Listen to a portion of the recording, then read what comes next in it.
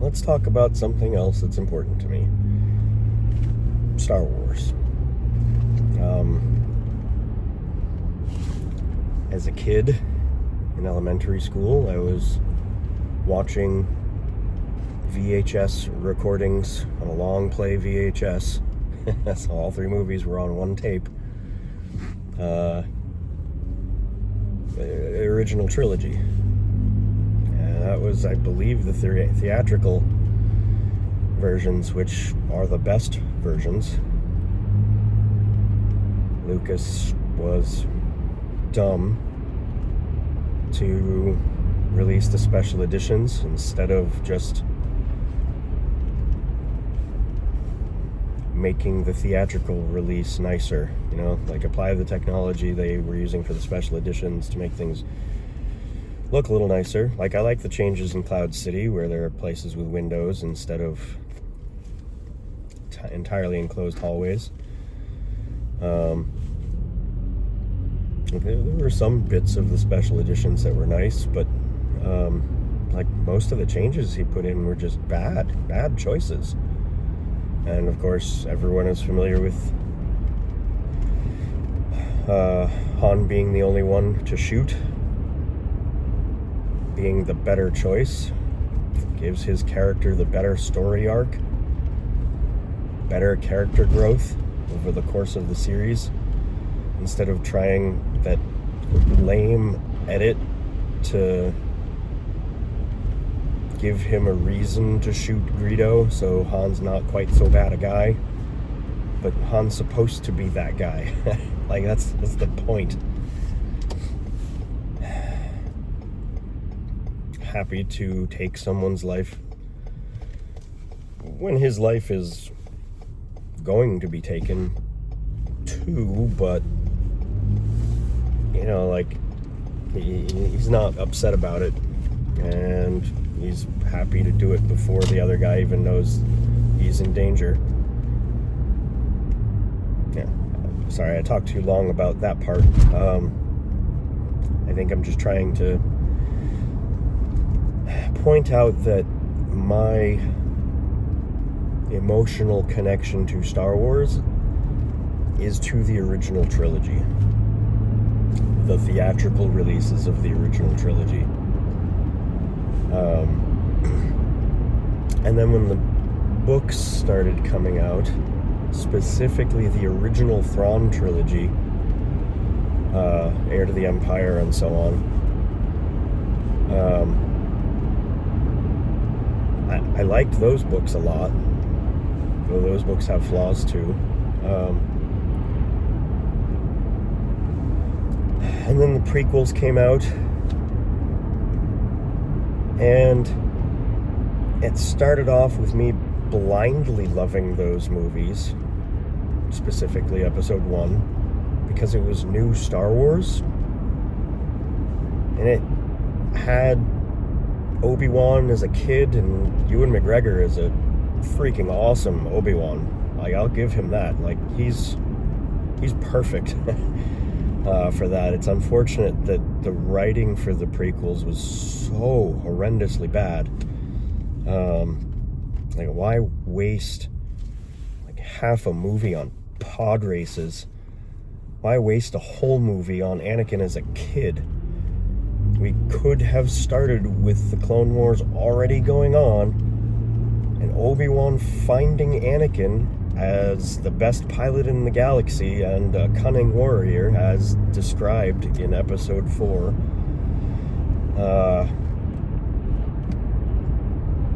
Could have had Anakin having the brother, Owen, full real brother, no stupid virgin birth story and half siblings and all that other crap.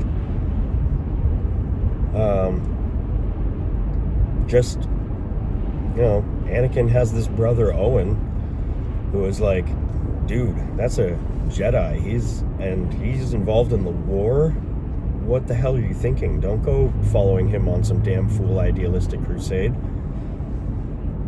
Like, we could have started Episode 1 with that.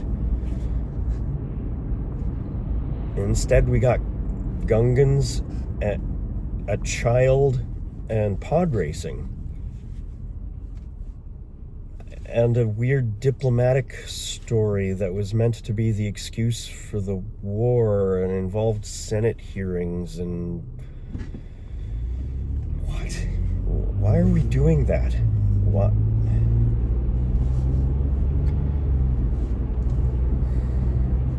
So, yeah, the prequels sucked. They were awful. And I know there are people who grew up with those as their first Star Wars, and so they have a sweet spot for them and think that they're good, but we could have gotten something so much better.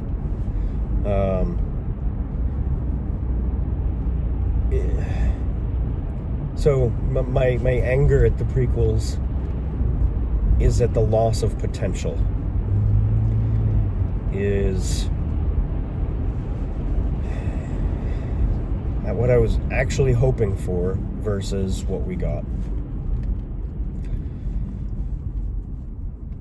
And I think what I was hoping for would have been better in everyone's point of view. Like, instead, we got the split in the fan base, and that's not the fault of the fan base. That's the fault of the movie maker.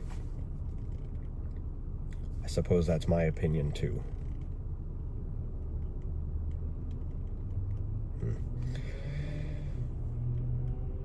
So then yes, that is my opinion, that the movie maker screwed up. It's not entirely Lucas's fault. You can see it even in the original trilogy. In episode 4, he was working with a bunch of people that were on par with him, and maybe even better. Like, if he gave an idea, those people had creative input. They were like, well, okay, that's an interesting idea, but what if we did it this way? And so instead of green toad alien, is that what it was, that Han Solo was originally going to be, we got Han Solo.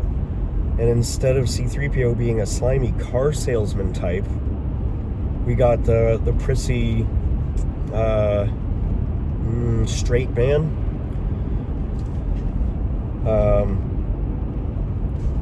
That is C-3PO.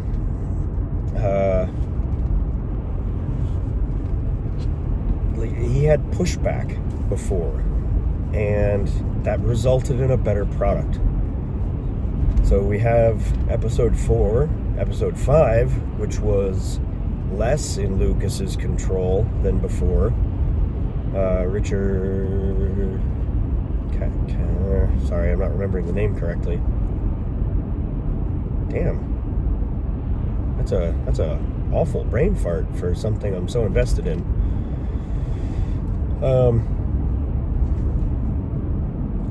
Return of the Jedi starts to show people thinking that Lucas can walk on clouds.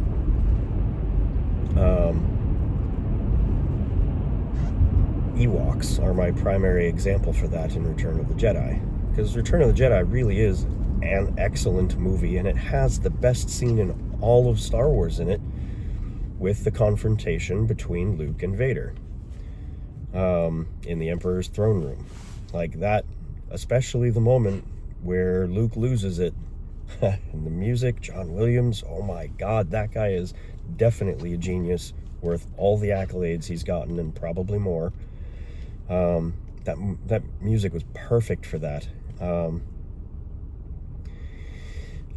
Anyway, Return of the Jedi is excellent. However, Ewoks.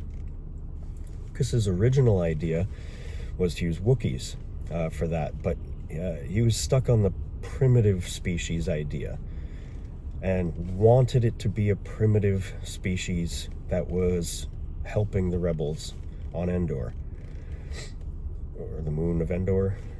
Yeah. So instead of adjusting the idea a different way, he invented Ewoks. And we get the teddy bears that can somehow use arrows tipped in stone to defeat stormtroopers. Like, the movie even has one of these stone-tipped arrows hitting a stormtrooper and bouncing off. And then when did they set up these traps with the gigantic multi-ton logs? And why did the log trap where it was just logs rolling under the ATST, why did that work at all? Like, you see in the movie, its legs start going wonky before the logs get to it.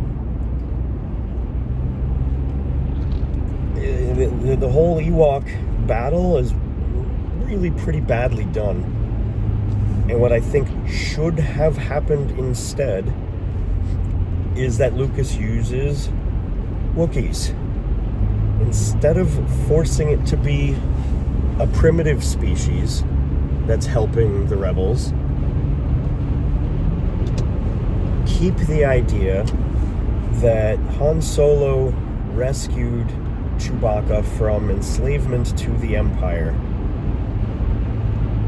and just have a massive Wookiee labor force down on the moon. Like, they're not allowed up on the Death Star because that's a bundle of danger in a place you don't want it. Like, you don't want to have to manage Wookiee slaves on the Death Star. Keep them on the planet and have them doing manual labor required for parts that then get shipped up to the Death Star. So you have this massive slave labor force, and the rebels are like, we didn't know that was here. I bet if we free some of them, give them a little bit in the way of supplies, they can really mess things up for the Empire. I'll stay in this lane. I don't need to go faster if I'm recording this long video. Anyway, what I'm getting to with the Ewoks is that even though I love the original trilogy, I acknowledge that some of the choices that Lucas makes that don't get challenged are bad. Ewoks are a bad addition to Return of the Jedi. It could have been done better. But that's also just the early example of what happens when people stop pushing back on Lucas's less good ideas. And I think when he put together Episode 1, no one was pushing back at all. Like, they were just like, oh, yeah, that's an awesome idea. Of course, you thought of it, and we see how successful you were with the original trilogy. Look how many billions of dollars your thing made for people. Of course this is going to work. We get Episode 1, which is not good. It's just not good. It's a tangled mess. It could have been so good. I'm getting close to when I'm going to end the video for now because I'm near the end of my drive. So I'm going to stop this video here as sort of a part 1 of my thoughts on Star Wars.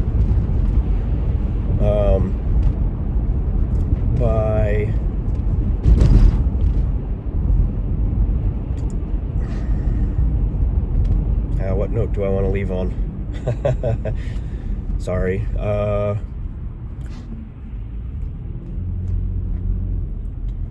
The prequels, in general, would have benefited by people pushing back on Lucas's ideas and getting him to give up on his first draft and maybe take advice from some fans, people like me, who may have been able to help. Anyway, that's a good end to part 1. I'll pick up with part 2.